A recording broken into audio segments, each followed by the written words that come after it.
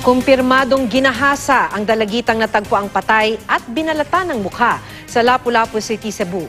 Ito ang lumabas sa muling pag-autopsy ng forensic expert mula sa Public Attorney's Office. Makibalita tayo kay Alan Domingo ng RTV Balitang Bisdak.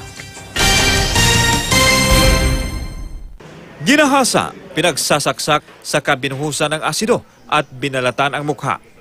Ito ang lumabas sa re-autopsy ng forensic expert ng Public Attorney's Office sa bangkay ng 16 anyos na si Christine Lee Silawan. Ay merong extensive na abrasion. Ito ay second degree abrasion.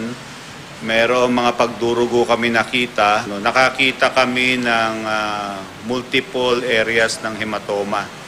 Ibig sabihin ito ay pinwersa. So ang summary ng findings namin doon ay nakakita kami ng ebidensya na siya ay ni-rape. Ginawa ito matapos pinatay ang biktima para mas maayos ang pagbalat ng mukha ng biktima. Binuhusan ng asido, then tinuklap yung mukha, and then binuhusan uli ng asido. No? Para mapadali yun?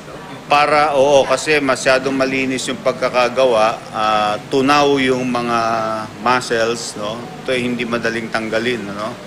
Pwede lang tanggalin ito sa pamamagitan ng paggamit ng asido. Nakitaan din ng mga palatandaan ni Erfi na sinakal ang dalagita. Siya ay sinakal ng kamay, no? Yung kanang kamay ay ang ginamit at kita mo dito sa kaliwang bahagi ng leeg ni Christine yung fingertip marks, no?